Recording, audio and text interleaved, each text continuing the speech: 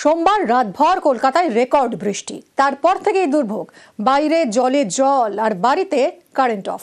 ঘন্টার পর ঘন্টা কারেন্ট নেই, ফলে পাম্প চালানো যায়নি, জলও পাওয়া যায়নি। পরিস্থিতি এমন যে অনেকে বাধ্য হয়ে ফ্ল্যাট ছেড়ে চলে গিয়েছেন।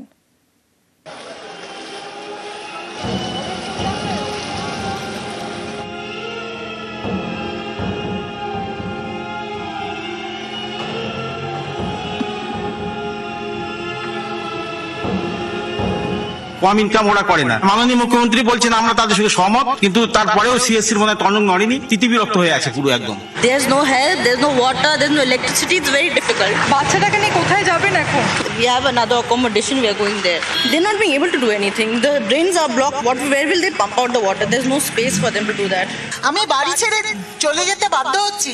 I'm a senior citizen. I'm 70 years old, residing in Cornfield Road for the last 43 years. এরকম হয়নি, এই সিচুয়েশন হয়নি।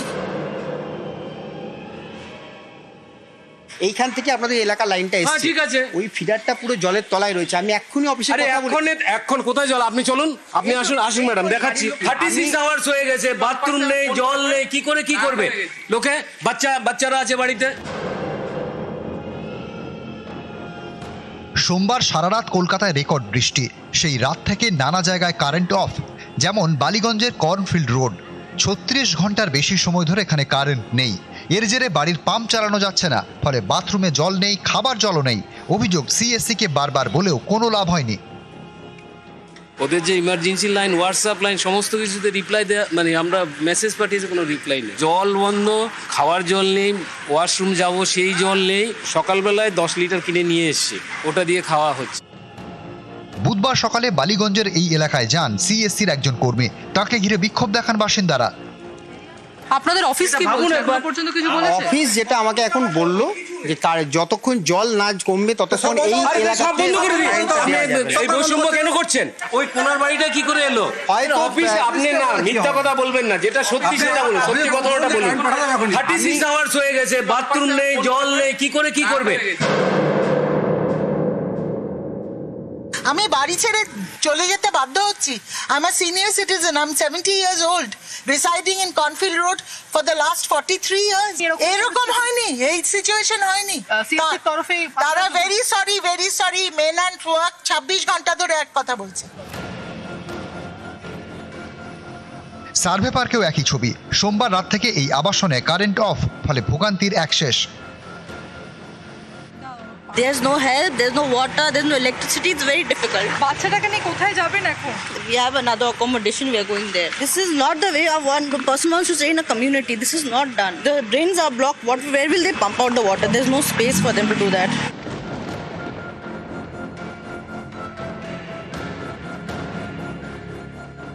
পাটুলিতেও একই ভোগান্তি।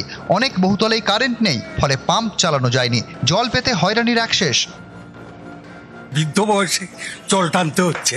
কারেন্ট আছে না? কারেন্ট নেই। যে জল তোলার মোটর, যে পাম্প মোটর, সে তো জলে ডুবে গেছে।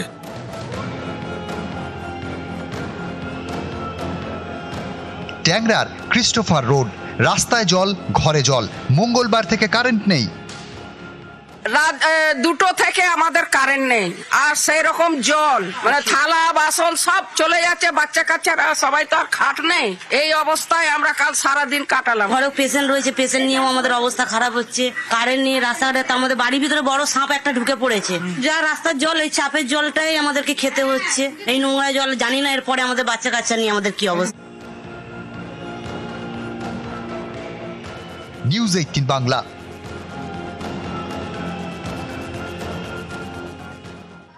ও সাগরদিঘিতে দুটো চলন্ত লরিতে আগুন লেগেছে, মৃত এক। 12 নম্বর জাতীয় সড়কে লরিতে আগুন। কথা বলবো প্রণবের সঙ্গে। প্রণব, দুটো চলন্ত লরিতে এরকম দাউ দাউ করে আগুন জ্বলছে, এতে ভয়ানক অবস্থা। কি হয়েছিল? একদমই তাই। দেখো, সকালে দুটো বিপরীত দিক থেকে আসা 12 নম্বর জাতীয় সড়কের যে পেট্রোল পাম্পের কাছে ধাক্কা মারে, তারপরে কিন্তু দুটো আগুন ধরেছে দুটো লরিতেই, এবং পণ্য বোঝাই ছিল। তার ফলে আগুনের তীব্রতা আরো ছড়িয়ে পড়ে। সঙ্গে সঙ্গে রঘুনাথগঞ্জের যে দমকল ফায়ার ব্রিগেড রয়েছে, সেখান থেকে দমকলের গাড়িটা ছুটে আসে এবং তারপর কিন্তু আগুন নিয়ন্ত্রণে আনে। প্রথমে সাধারণ মানুষজন যারা ছিল তারাই এসে যে চালক ছিল এবং সহকারী ছিল তাদেরকে বের করার চেষ্টা করে, কিন্তু পারেনি। তারপরে তারপরে কিন্তু ফায়ার ব্রিগেডের যে লোকজন তারা কিন্তু আগুনটাকে আয়ত্তে নিয়ে আসার পর দুজনকে বের করা হয়, কিন্তু একজনের মৃত্যু হয়, আরো দুজনের অবস্থা কিন্তু আশঙ্কাজনক। তাদেরকে জঙ্গিপুর মহকুমা হাসপাতালে কিন্তু ভর্তি করা হয়েছে এবং এর ফলে তোমার 12 নম্বর জাতীয় সড়কে তীব্র যানজটের সৃষ্টি হয়। পরে সাগরদিঘি থানার পুলিশ এসে যান নিয়ন্ত্রণ করে। কিন্তু আগুন লাগলো কিভাবে প্রণব পরপর দুটো লরিতে? দেখো এখনো পর্যন্ত সেভাবে কিছু বলতে পারছে না, তবে পুরো ঘটনা তদন্ত করছে। দুটো গাড়ির মুখোমুখি ধাক্কার পরেই আগুন জ্বলতে শুরু করে বলে কিন্তু প্রত্যক্ষদর্শী যারা আছেন তারা কিন্তু জানিয়েছেন। তবে কিভাবে আগুন লাগলো, কেন এই ধরনের ঘটনা ঘটলো সেটা কিন্তু তদন্ত করছে ফায়ার ব্রিগেডের যারা আছেন, তারা দেখছেন এবং সাগরদিঘি থানার পুলিশ দেখছে। ধন্যবাদ প্রণব।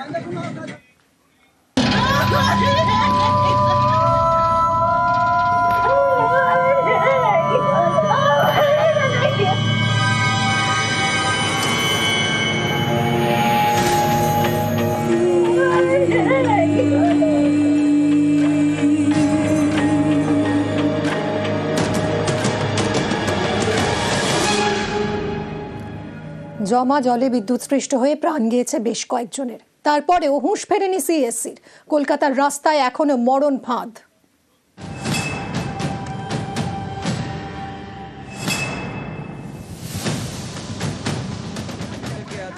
ধর্মতলায় সিএসসির অফিসের সামনে বুধবার তুমুল বিক্ষোভ।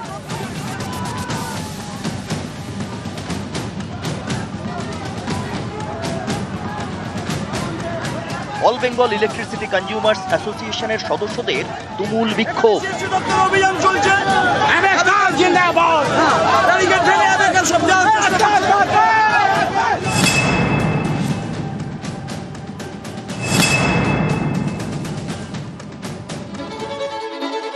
সোমবার রাতে টানা বৃষ্টি, তার জেরে জলমগ্ন কলকাতা।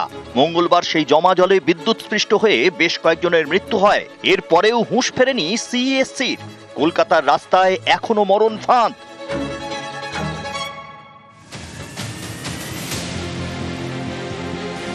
উল্টোডাঙ্গার হাটকোমর, মঙ্গলবার কোমর সমান জল ছিল এই এলাকায়। বুধবার সেখানেই ফুটপাতে মরণ ফাঁদ।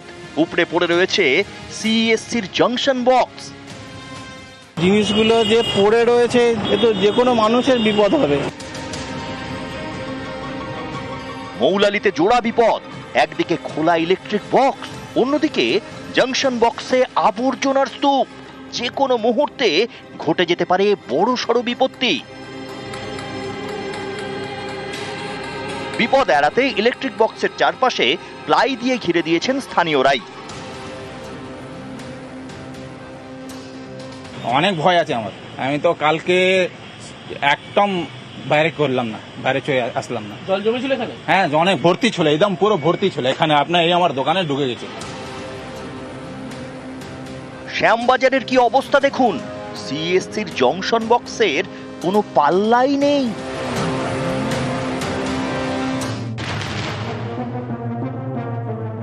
মরণ ফাঁদের একই ছবি বেলগাছিয়াতেও। এখানেও বিপজ্জনকভাবে খোলা রয়েছে জাংশন বক্স।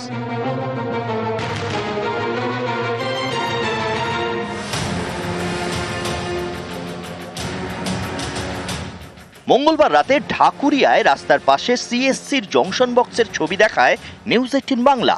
খোলা বক্স, বেরিয়ে রয়েছে তার, একেবারে মরণ ফাঁদ।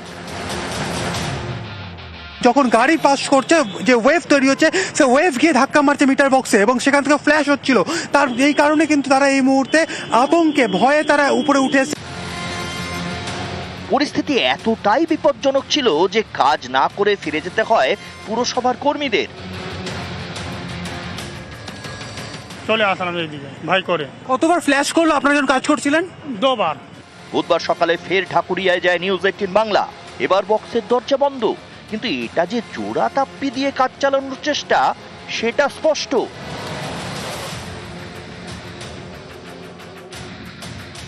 এই পোল বক্সের বা সার্কিট ব্রেকার বক্সের যে বক্সগুলি রয়েছে সেগুলিকে ভালোভাবে বন্ধ করে দেওয়া হয়েছে এবং যেগুলি তার বেরিয়েছিল বাইরে থাকা তারগুলোকে ভেতরে ঢুকিয়ে দেওয়া হয়েছে। তবে দেখা যাচ্ছে যে মিটার সেই মিটারটা কিন্তু এখনো পর্যন্ত বাইরে এসে ফেলে রাখা হয়েছে। নিউজ 18 বাংলা।